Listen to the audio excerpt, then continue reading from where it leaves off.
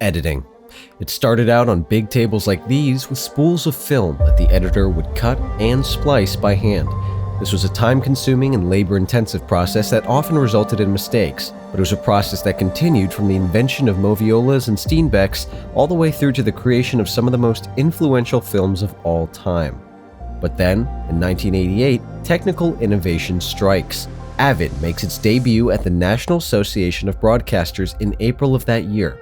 This new non-linear digital editing machine lets its users cut together offline clips in a reversible, non-destructible format, unlike the other video editing softwares of the time, which would overwrite clips every time an edit was made. It took a few years for this innovation to catch on, but by 1996, it was being used to edit Oscar-winning films, and soon everybody was jumping on the Avid bandwagon.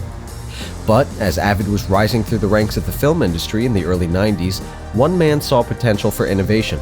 Randy Ubios was an engineer at Supermac Technologies when he created the first working demo for his new non-linear video editing system, Realtime.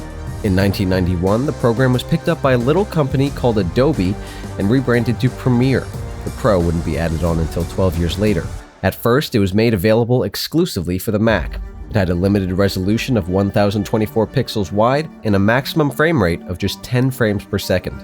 What it lacked in features, however, it made up for in affordability. Instead of paying the $100,000 plus required for an Avid editing system, a Premiere license cost just $495 and could be loaded onto any Mac computer.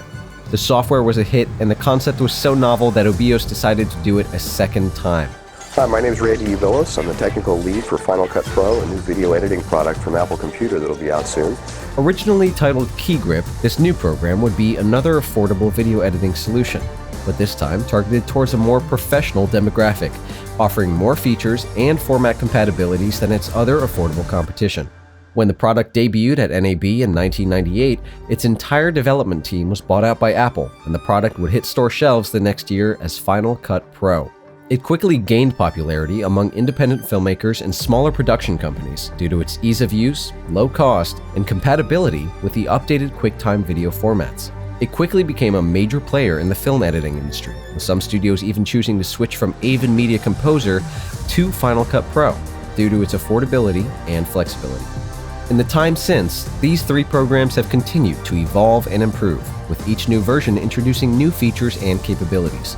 Avid Media Composer has remained the industry standard for big-budget Hollywood productions, while Final Cut Pro and Adobe Premiere Pro have become popular choices for independent filmmakers and smaller production companies.